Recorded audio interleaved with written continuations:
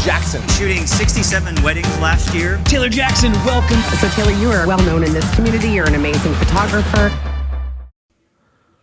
This is the first live stream that I've ever done in our group, so hope I'm going to bring it to you on YouTube as well. And if you're interested in joining the group, there's a link in the description below, as well as the first comment, and you can join and be part of it. So let's go live. Also, I'm going to be looking at this camera up here because this is the camera that's connected to my laptop, and this is the YouTube camera. Hello, everyone, and welcome to the first live stream here. I'm going to give everyone a few minutes to get onto the live stream, and I'm going to start with the questions that have already been submitted to me, which I have about 9-10 of them, and yeah, should be exciting. So thanks for being here. Thanks for being part of the group. There are already 500 members within the first day, so that's absolutely incredible, and I'm very excited. So let us begin. The first question is, how do you advertise your business? And advertising your business, I think, is, well, one, in the current time situation over the next couple of months, it's going to be actually very challenging. And I feel like if you are advertising your business right now, you're going to be advertising to a little bit of a vacuum. I have noticed that my inquiries have gone from maybe 3, 4, 5 a day down to pretty much absolute zero. So if you're advertising your business now, know that you should be putting work into having a good exit to this period of time in the world, rather than trying to just book things right now. Because if you're trying to book weddings right now, a lot of people are very hesitant to put money down with the venue. And typically if a couple, if they're very passionate about photography and they want to spend some good money on actually hiring you as a photographer, there's a pretty good chance that they're probably not booking their wedding venue right now until they figure out what all is kind of happening within the world. So advertising, I think, it all comes down to, if I could give a big tip and a big piece of content that will take you years and years and years to actually work on, while wedding photography is a long game, that it's not just a get rich overnight thing. It's definitely something that's worth investing the time in, because the outcome, the possible time freedom, the financial freedom of being a successful wedding photographer is really beyond all expectations. So it's worth putting the time in. But my kind of long-term strategy would be to become some sort of media personality yourself. So that means creating video content locally. I talked a little bit about this in the workshop that I put up on Patreon as well as on YouTube. And essentially it is to become better than your local wedding magazine. So look at what your local wedding magazine is doing, and chances are they're probably not awesome, but you can make better content than them. And you can start right now, and you can basically borrow headlines from Martha Stewart magazines and the bigger wedding publications, and you can just customize those headlines to be about your local area, and you can just fill in the content. So if you've already shot a few weddings, for instance, if you've shot 5 vineyard weddings in your life, you can put together here's 5 tips for getting married in wine country in wherever you live, and just start populating your website with helpful content. That is one long-term good for SEO, that Google is really going to like and respect you overall, because people are going to come to your website and they're actually going to stick around, which is awesome, rather than just coming and clicking and maybe seeing your pricing and then clicking back. That people will stay on your website, they will share your website, they will share your Facebook content when you make good content that's actually useful for people. So I would say become some level of media personality with whatever you're most passionate about in our local area or in your local area. We started with a documentary about startups that went really, really incredibly well. We actually got funding for that project, and that project secondarily, or I guess primarily at the time, was just to learn how to do video. So I didn't really know how to do video. I especially didn't understand how to do video in any sort of publication or any sort of way to actually get anywhere. And I could make YouTube videos, but I didn't know how to make any sort of feature film style content. And we just started with a documentary, and it was the way that I learned how to make film and how to record audio and a bunch of other things, lighting, and everything for me, I think, kind of comes back to the guerrilla style setup, that I'm not going to bring in a bunch of really expensive lights and set up soft boxes. That if I can come and I can just set up in front of a window like I am right now, and I can maybe cheat a little bit by using a lens with really shallow depth of field, and I can get a shot that's 90% as good as a shot that I could have got like if I would have spent 2 hours lighting the room. If I can get that in 2 minutes, I feel like the people that I interview at least are a lot more relaxed in that scenario, and they're more comfortable. So that's how I kind of learned, I guess, film in general, and also how I kind of indirectly market my business. And locally, it's kind of that while weddings might be the dream, there are lots of possible other avenues. And I know that a lot of people talk about how like you're not supposed to like stay in your lane, focus on your race and don't look left and right. Otherwise you'll get distracted and you'll end up chasing something else that's shiny and looks interesting. And I personally think that there is nothing specifically wrong with that, as long as you are primarily focused on what you want to be doing. It is important to explore other opportunities, I think. And if you are making video, you're probably a unique individual in your area that you can probably make that guerrilla style content for really cost effective numbers, and it's very easy to come in and compete and make commercial video while you're also being a wedding photographer. And you can also take those video skills and you can do promotional videos for venues or for other wedding vendors or for yourself or whatever it might be. So cross-platform, becoming some level of media personality is the absolute best thing that you can do. So question number 2 is, how do you decide how much of your income to spend on gear? I think the overall, I don't really have a rule for it officially, but I think that it kind of comes down to what I actually need. And for me personally, I need an 85mm lens, a 35mm lens, and 2 camera bodies. And for weddings, that's honestly it. If I had that, I'm very happy. The 35mm lens could also be swapped for a 24mm lens, so either a 24 and an 85 or an 85 and a 35. A nice to have is a 70-200, but you can just rent that. You don't have to buy that because that's a very expensive lens. It's really awesome, but it's a bit of an expensive purchase. But the benefit is that if you're just shooting photography and not doing hybrid coverage, photo video coverage, is that you can really get any camera that's almost back to 7 years ago. Like I would be happy to shoot my Nikon D700 that came out in like 2006, 2007 as a second camera body, no problem. I know that I can't push that camera really above 1600 ISO, but if I'm shooting a prime, I can probably get away with shooting that 85 at 1.4, 1.8 in pretty much darkness and still get some pretty good frames. And then as a main camera body, to invest a little bit more to get something that handles high ISO really well. Or again, you can rent something. Just make sure if you rent it, you don't pick it up that morning and just run out to a wedding, that you actually set everything up and you do a shoot with it before. Otherwise, you're just gonna stress yourself out. So yeah, that's I guess how much to spend on gear. You don't need a whole lot, and stuff back like 10 years is still really, really awesome. So don't stress out about buying the latest and greatest. Like don't get the D6, the Nikon, the new camera. If you don't need it, spend that money on other things. And I would say the more money you save not buying gear, the more you can actually invest in your portfolio and actually spend money creating the images that market your business, because your gear isn't going to market your business. It is whatever the images in front of people are, and that will steer the direction of your future business too. So right now, if you've shot a bunch of weddings that you don't really love the visuals, spend some time and a little bit of money to make your portfolio more of what you want to be hired for in the future. All right, next question here.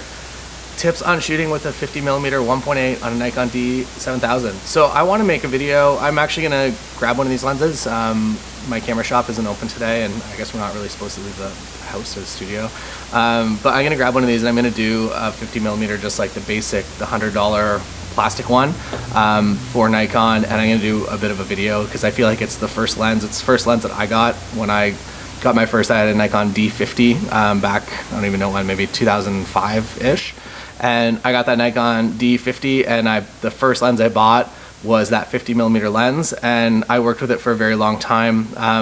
One, I guess, general note would be that the Nikon 50s are not good in comparison to something like a Sigma 1.4. So at some point, first off, it's important to see in which situations that lens just doesn't perform as well as it should, and that is usually in very contrasty situations or when there's lots of light flying back at you and it just doesn't really handle it very well. So if you start to see those situations and you can just, rather than shooting directly this way, you can just pivot a little bit, you'll start to get a lot better images. So that's my one tip. And then the other tip is that if you find that you're using that 50mm lens, you love the 50mm focal length and you want to continue using it, it is to upgrade that over time. So when it's possible, when it's available to have a little bit of money to actually put that money into buying that main lens. I'm not a fan of just buying like every single lens and having the 1.4 version of the 14, the 20, the 24, the 35, the 50, and the 85. But if you shoot a 50 all the time, invest in that good 50. If you shoot an 85 all the time, invest in that good 85. If you shoot a 7200, you probably have some pretty strong muscles because it's a pretty heavy lens, and I don't really love carrying it around.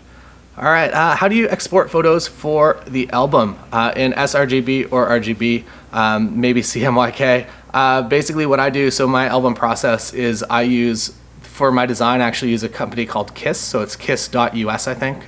They're based in Indianapolis, and I use specifically their album editor, and I find it to be amazing. So their album editor, Fundy also makes some amazing software as well if you do a lot of albums. I don't do a lot of albums anymore. I do maybe 1 to 2 a year, and that's personally by choice because I don't really enjoy them.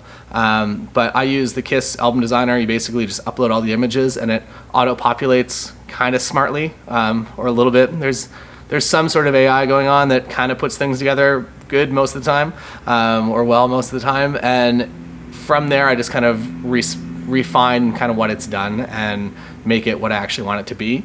And then what I do from there is I just hit the export button and I take those JPEGs. So whatever those JPEGs are at, I think it might be a more important question for whoever you're actually uploading the final images to actually build the album. So if it's a company like Fineo or whatever, do it in the way that that their albums actually get printed. So that would be my advice there. And to answer, I guess, what albums I use, I primarily use the Fineo playbook. Fineo is Fineo, it's Finao, bit of a weird name, but you can just go and search for it. I use their playbook because it's a relatively cost-effective way to actually build a good-looking album. I found that while their Fineo ones are phenomenal books, and as well as the Kiss books are also amazing, they're just so expensive, and none of my clients are really down to spend like essentially $2,000 plus on a book.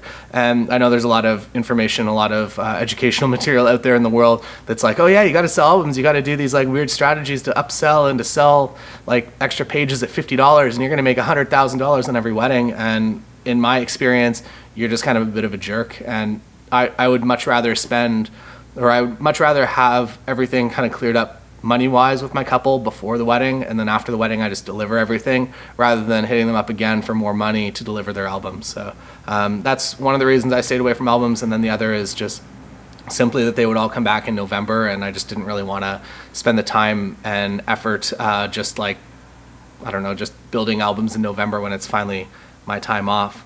Do you ever take days off? I don't really. How can you how can you make sure you're in the right mindset to do your best work every time?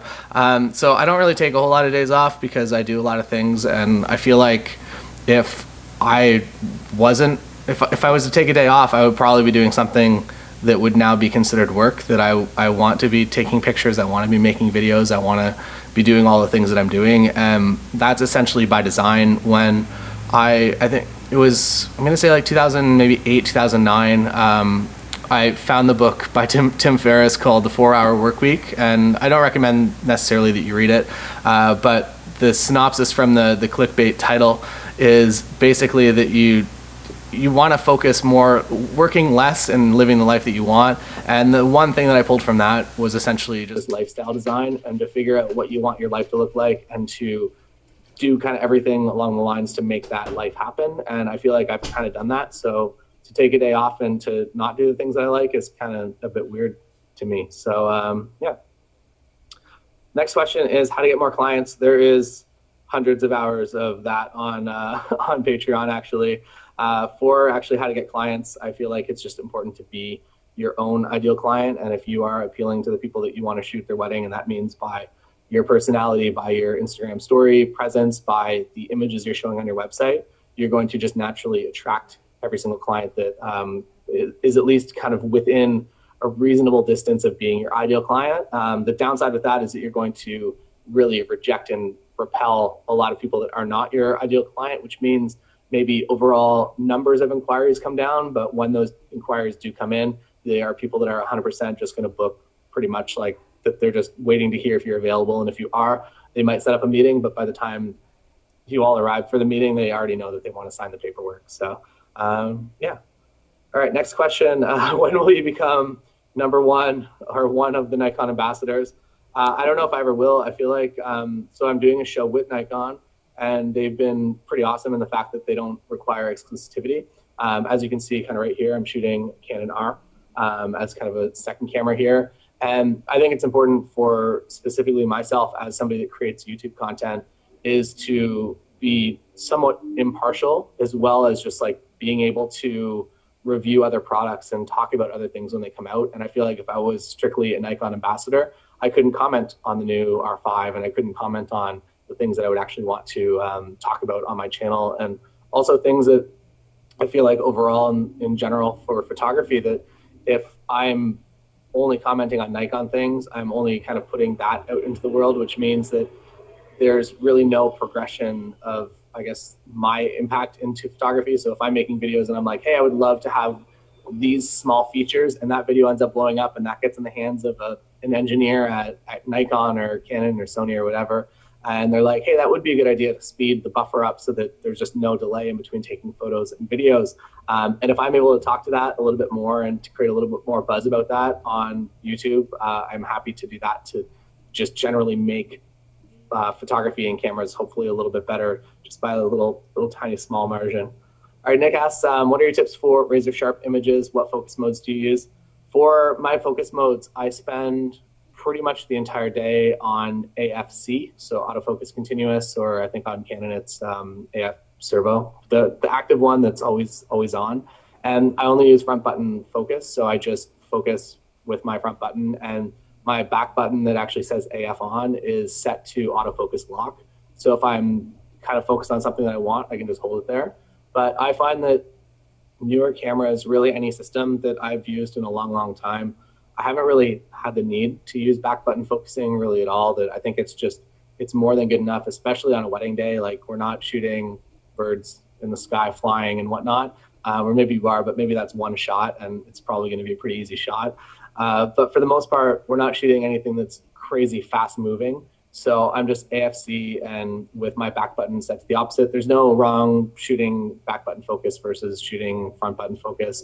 But I think as cameras get better, unless like if your motor skills are just tied to using back button focus, by all means stay with it. There's no reason to change. But if you're not yet and you're seeing all this information on the internet, like the back button focus is the way all the cool photographers do it, and you got to shoot manual, just don't worry too much about that and shoot the way that makes you the best images and makes you the happiest overall.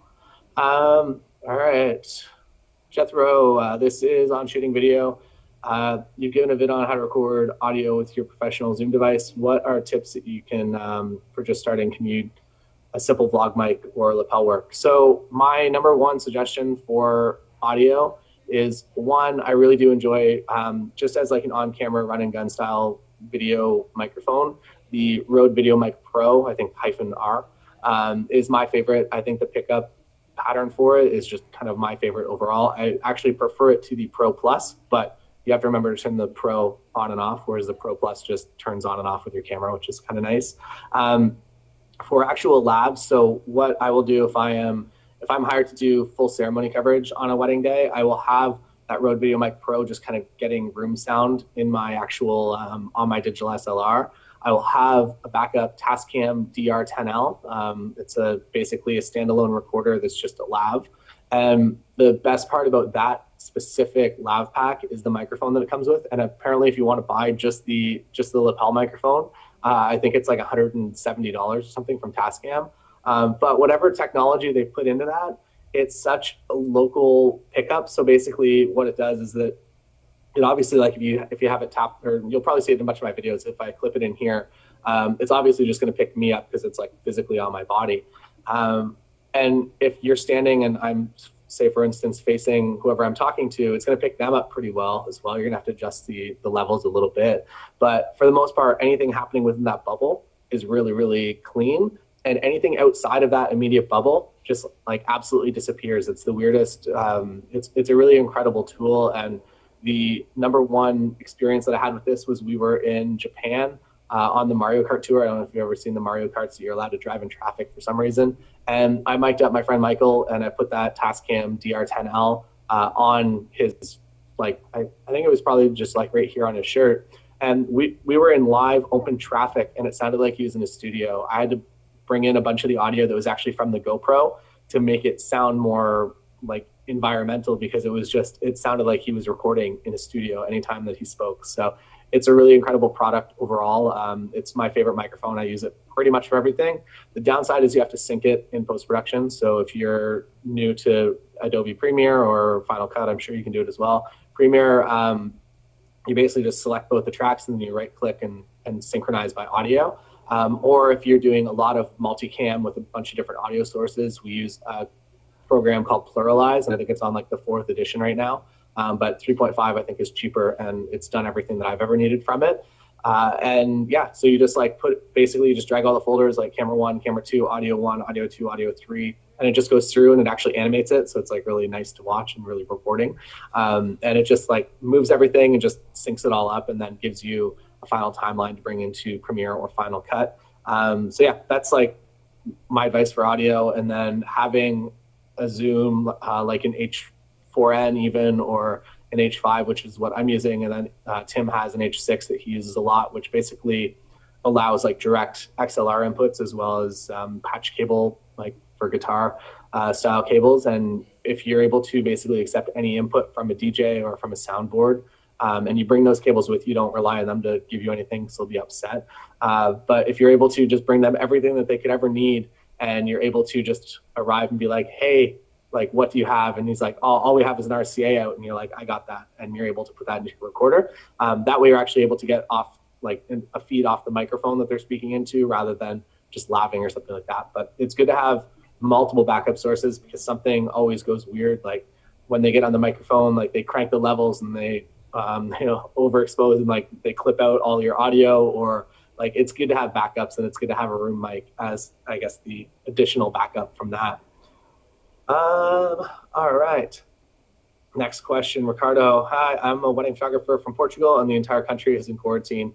I already have 2 April weddings postponed and 1 in limbo. One couple wants to go forward with the wedding, even though the government recommended everyone stay at home. Should I tell the couple? Nah, that's a hard. So we actually put a video up about this, Lindsay, and my thoughts about kind of everything that's happening right now. And it is a bit of a tricky spot. It's a very challenging place to be. I'm, I guess, personally happy because currently right now, I don't have any weddings until April 4th. So not, I guess maybe your first one might be April 4th. And I believe that my wedding is going forward only because it's like a 30-person wedding and it's a little bit smaller. But for the most part, Canada is not necessarily in lockdown, but kind of same thing, that you're not supposed to really go outside. You're specifically, there's, I think the rule is like 250 people or above, like you're just not allowed to have those gatherings. And I'm not sure if that's based on the actual guest count or if that's involving everyone behind the scenes too. Because if it's a 200-person wedding, there's probably going to be 50 staff involved too. And if there's like back out staff, I don't know how that all incorporates. And also, I don't know if it's a venue and it's running multiple events at one day, do all those stack together and create one like event that's 1,000 people that's obviously banned? I don't know yet. It's a hard time. I'm just kind of doing everything that I can to make sure that my couples are at least somewhat well taken care of, that I know that if they change to a date, if they postpone, I'm not able to shoot their wedding on a date that I'm already booked for another wedding. But if we can maybe collectively as a group of wedding photographers, if we can push everybody to maybe do those Thursday, Friday, Sunday, maybe Thursday, Wednesday night weddings, I think it would be definitely good. For us selfishly, because that would just basically mean that, or I guess not selfishly, because that would mean that most couples, if they did a Thursday night or a Friday night wedding, could probably get all of their vendors if they did it in July or whatever. So that's kind of what I'm pushing people towards, or at least letting them know that, like, hey, if you're thinking of postponing, like, here's an idea, to not be like, you have to do this, but just a helpful suggestion, and we'll see how it goes. But it's definitely a hard time. But I have 2 videos up on YouTube kind of about that already, and hopefully things resolve pretty quickly, because it's going to be a very challenging wedding season, and it might just be a wedding season that goes on forever if this does kind of push into May, June, July, because that's going to push everything into like October, November, December, and it's going to be the infinite wedding season that might blend into next year. All right, I'm going to go to the questions that we actually have in the live stream. Those were all from the thread that I started a few minutes ago in the group before getting started. How would you recommend getting second shooting jobs? So second shooting jobs are a little bit challenging, I think, to begin with. So my specific issue was that when I emailed all the photographers in my town, nobody actually got back to me. Actually, that's not true. One dude got back to me, and I think maybe one or two people were like, "Yeah, great to hear from you. Sorry, like I can't hire you." So if you're emailing people, expect not to hear back. I did the same thing. I emailed a bunch of wedding planners as well. I was like, "Hey, like getting into the wedding industry, would love to like do a collaboration." And I didn't hear back from a single one of them. And now, like knowing kind of what I know, it makes sense because they're hit up by so many photographers all the time to do stuff like that. And wedding photographers specifically, like there's so many already that you don't really want to train your own competition that comes in anonymously through the internet. Because essentially that's kind of like what everyone's plan is, that you get into second shooting so that you can start shooting weddings. So one suggestion, or maybe a few suggestions. One is the big one, the one that I did, was just to like go out and just start shooting your own stuff, setting up your own portfolio shoots, booking your own weddings, even if they're free or cheaper, however you can just start shooting stuff. That would be kind of my suggestion, is to just do it on your own and not rely on anyone else. Second to that would be to just make relationships and like actual friendships with other photographers. And I feel like that kind of goes a long way, that if you're friends with a photographer, they're going to be a lot more likely to bring you out as a second shooter rather than just bringing out a random unknown person that ended up in their email box. You can do this in a few ways. You can just set up get-togethers. If you know a few photographers in your town already, just ask if everyone wants to like get together, maybe not this week, but maybe like 6 weeks from now, to have like a dinner or to have drinks or something like that once the world is kind of returned a little bit more to normal. But by setting up those small groups and get-togethers, it really just kind of makes you a real person. The other benefit of actually being the one that's in charge of that, nobody wants to take on the leadership role of this, basically. So if you're the person that does it and you just start setting stuff up, people are going to just kind of start to think that you're the local industry leader, even if you've only shot like 2 weddings, and it's going to be a lot easier for you to second shoot. Another helpful way is to just like get out there, I think. And I don't have a third way. I'm sorry. I thought that I would come up with something and I was trying to stall there, but yeah, those are my two best advices for shooting second photography or getting second photography gigs. I love the advantages of a prime, but for wide angle, would you go for a 24 or 35? I have the 85-1.2 already, so I'm looking for its best companion. 85-1.2 is so heavy. So I had the original Canon one is very heavy. And then I got the RF version for a little bit. I had it for like a week while we were at WPPI. And it is like, with the R, it's the heaviest, like it's crazy. But the images that come off of it are amazing. So it's like, it's a very stressful decision. As a main camera, as a wedding shooter, I don't really care about how much stuff weighs though. So I guess it's not a big deal.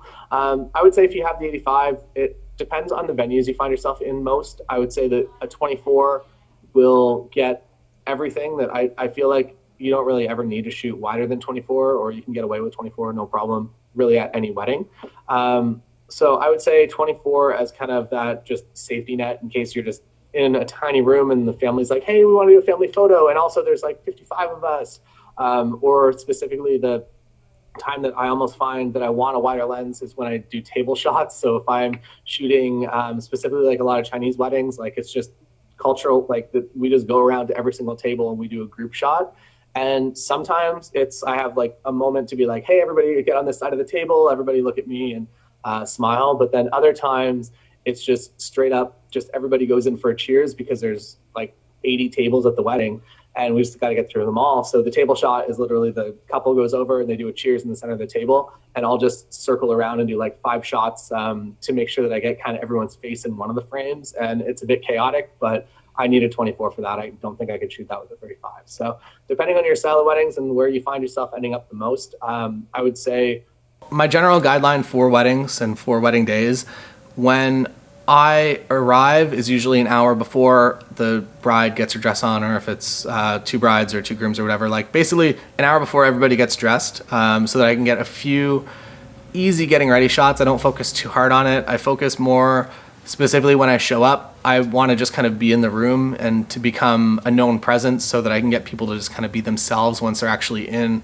their wedding wardrobe. And then also I think it's important in some cases, a lot of my couples don't really care anymore, but to get like the photos of the details I think are important. I've noticed that a lot of my couples, specifically last year, were just kind of like, we don't really want that dress shot. Like we don't really care to have the dress hanging on a hanger. And I'm like, awesome, because you're getting ready in a hotel and it's always impossible to find a place to hang anything and it's stressful and they're just not into it. So if they're not into it, I'm not going to shoot it, and it's cool to know that going in.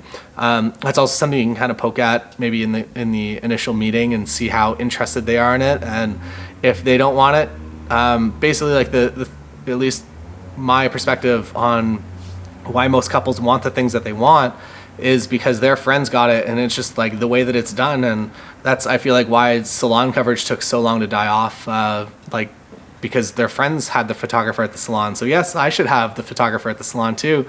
And it took a bunch of years for that to pivot out. And it's just because like that when photographers are like, hey, yeah, that's like, I'll arrive at this time, they're like, great, that sounds awesome.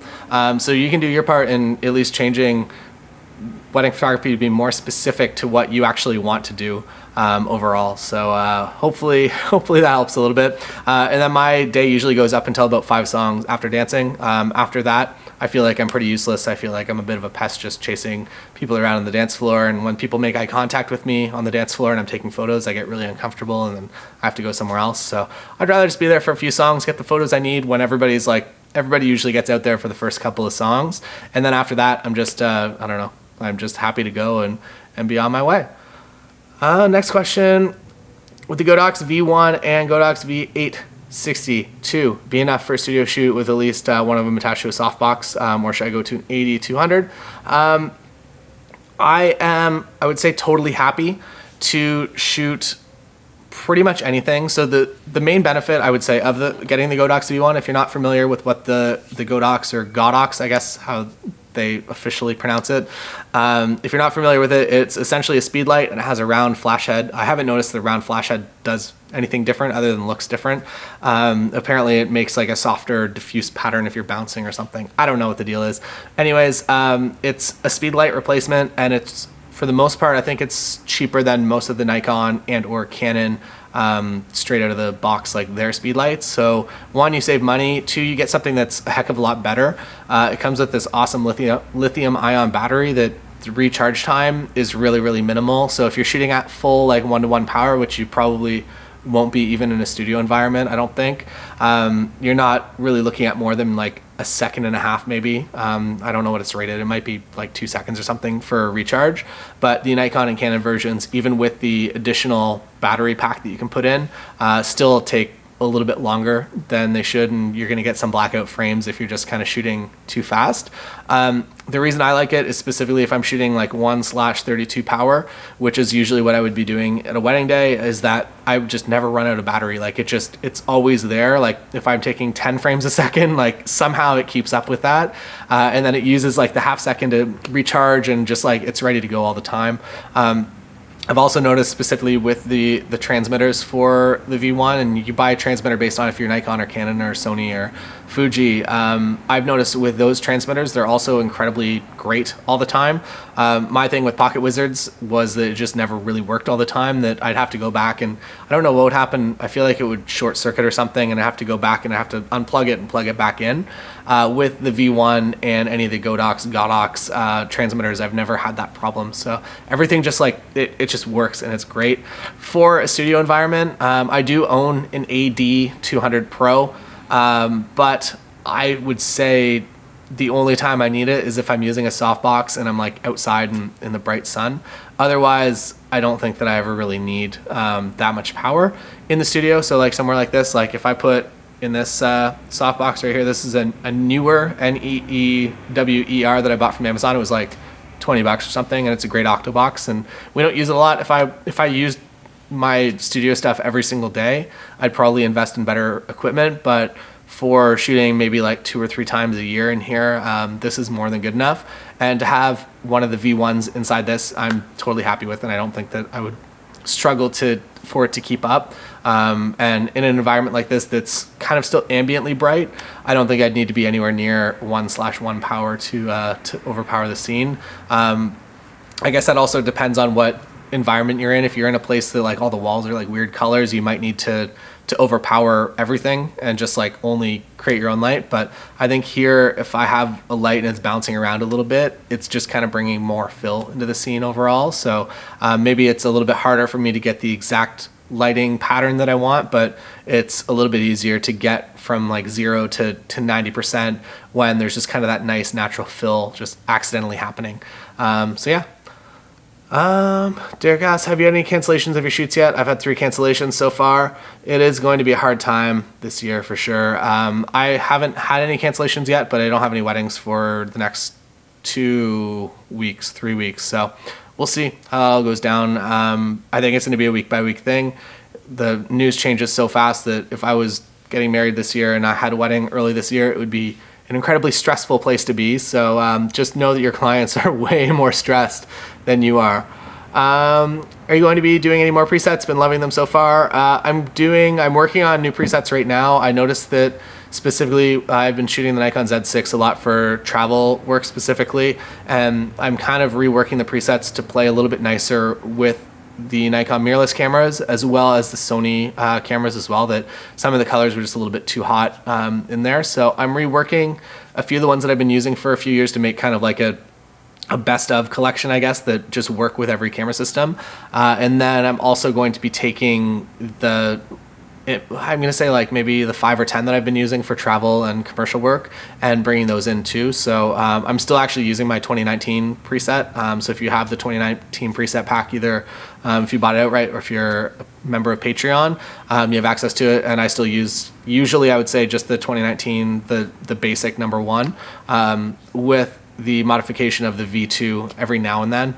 But other than that, for wedding and for skin tones, I feel like I just use that most of the time because it seems to be overall the most flattering in the most variety of situations. So you can just apply one single preset to an entire gallery, and whether it's shot backlit, sun, or flash at night, or daytime, or getting ready, or hot sun, it just seems to work for everything. And that's been, I'm going to say like 8 years in the works to actually get it to behave nicely in all of those situations. So, yeah.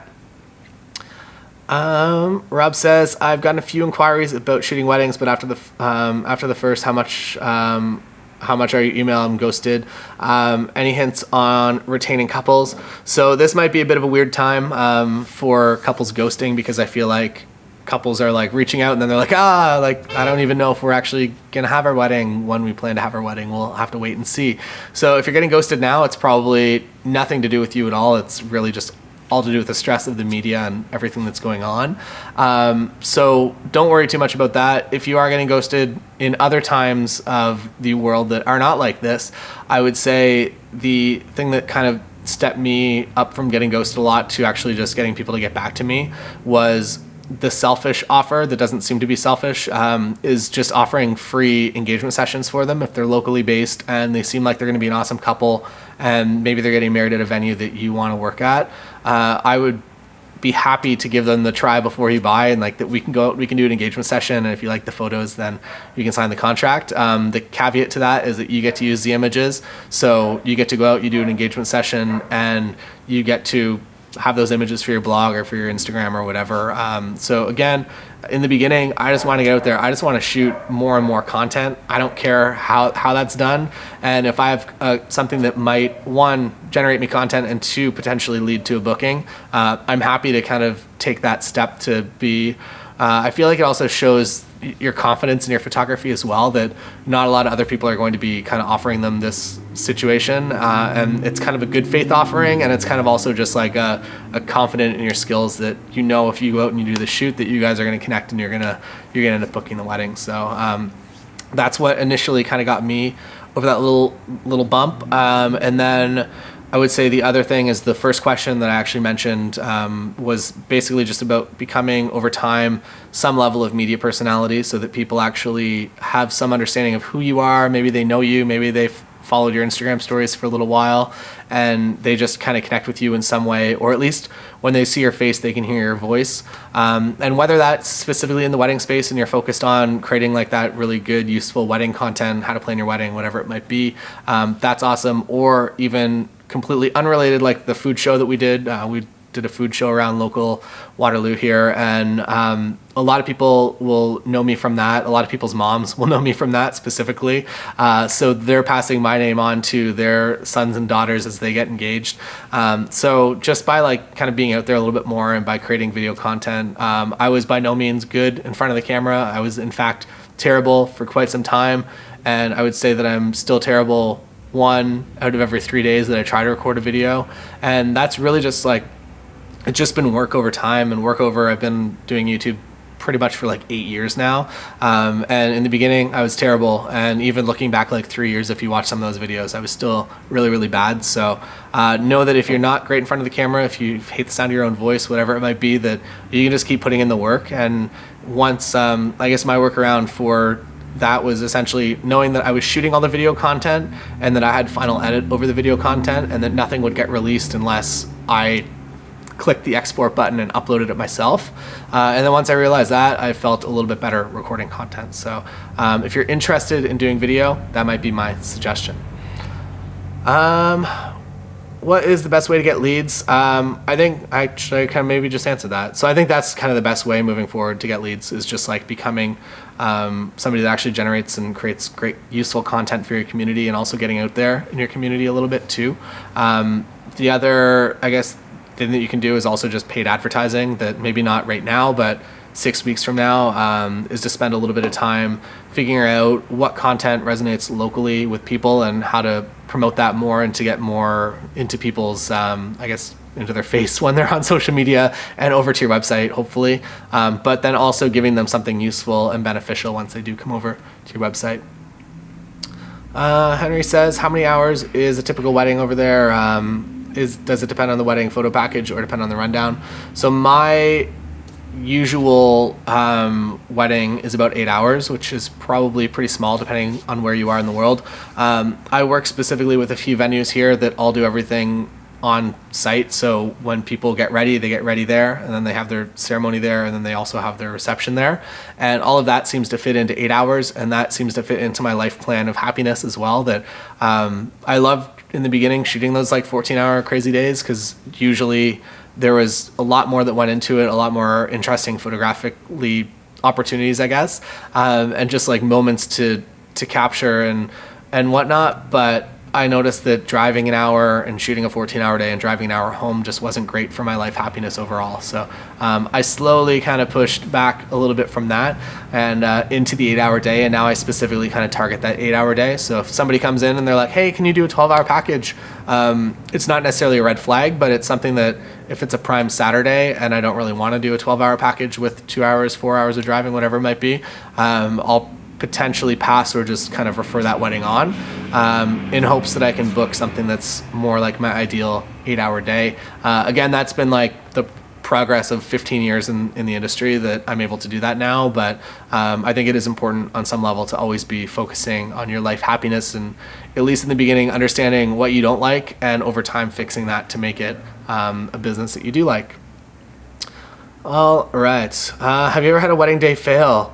I've had a few weddings that didn't wedding, or I've had one wedding specifically that was a bit of a weird adventure, but I haven't had any like specific fails as far as anything goes. The most interesting maybe was I had a maid of honor go into labor during hair and makeup, and it was the bride and the maid of honor. There's just two of them in the wedding party. So that bride, or that maid of honor, went into labor during hair and makeup, didn't tell her sister, who was the bride, did the ceremony. After the ceremony, went to the hospital to quickly get checked out, make sure everything was okay.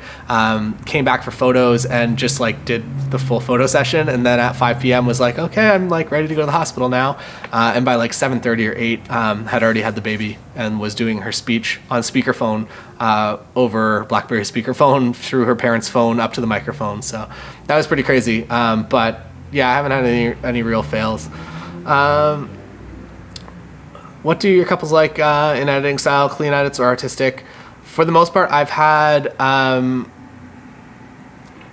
don't think I've ever had anyone really push back on style of editing. I've had maybe one or two people that have just like, hey, can we have an alternate version of these images? Or specifically, if somebody has like red hair, like I don't have that red of hair anymore, but if somebody has very, very vibrant red hair and I process to be very warm, sometimes they're like, hey, can you just like cool that down a little bit? And it's totally fine.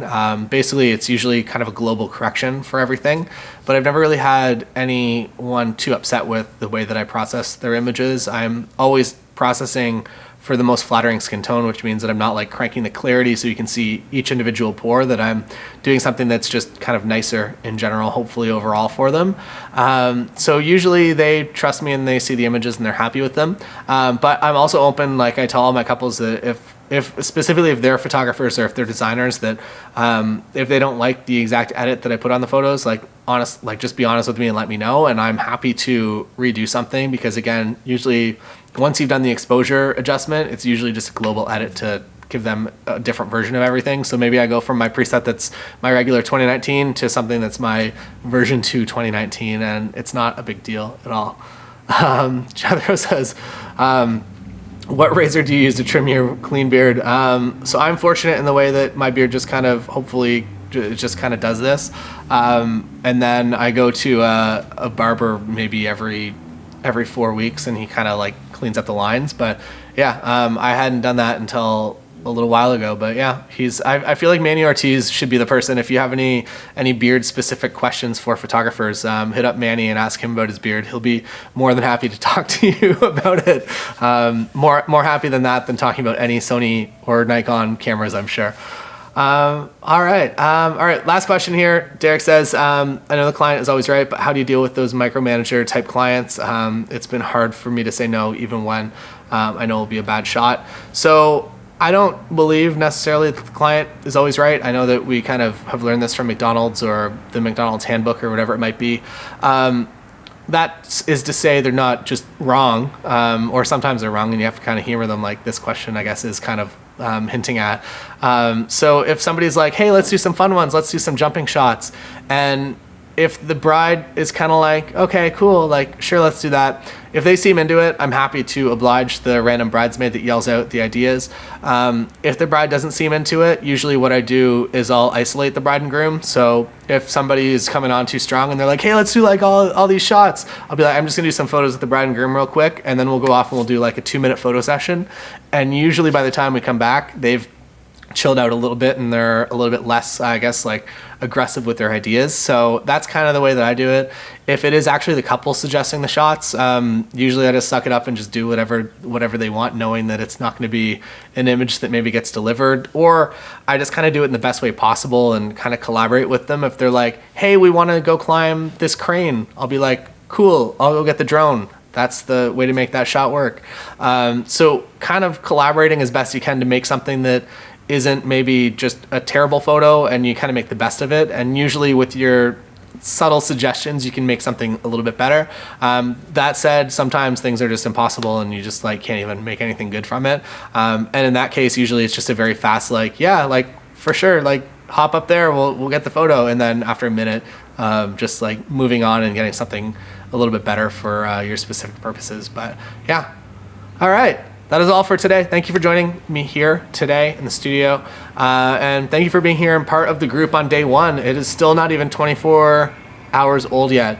We began yesterday, I think at like 3 p.m. and it is now 11:30 a.m. the day after. And there's already 500 of you in the group. So I really, really appreciate you being here. Thank you for joining us. And yeah, we're going to get to more content over the next couple of weeks while we're all just stuck at home here.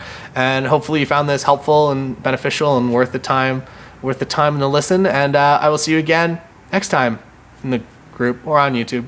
Probably on YouTube. The Havana episode of the travel show comes out tomorrow. So if you enjoyed the Iceland episode, Havana's coming out tomorrow. And then basically the way that the Nikon show kind of works is that the main episodes come out on Mondays, and then there's Wednesday, Thursday kind of like shorts. So it'll be like a lens review or something else that's kind of on site there. So 3 videos at least a week for the next bunch of weeks up on YouTube. So thanks for being here, and I will see you again next time. Thank you so much for joining me here today. And if you're interested, head over to the group. There's a link in the description. There's a link in the comment below. Head over there and be part of our wedding photographer community in this unique and interesting time in the world. See you over there. One day I'll get a Red Bull sponsorship. That's my goal. I don't want all the other advertisers. I don't want to sell you NordVPN or whatever that one is, or like, I don't know, some sort of grocery service. I just want to get paid to drink sugar-free Red Bull on the internet. I feel like that could be everyone's dream, though.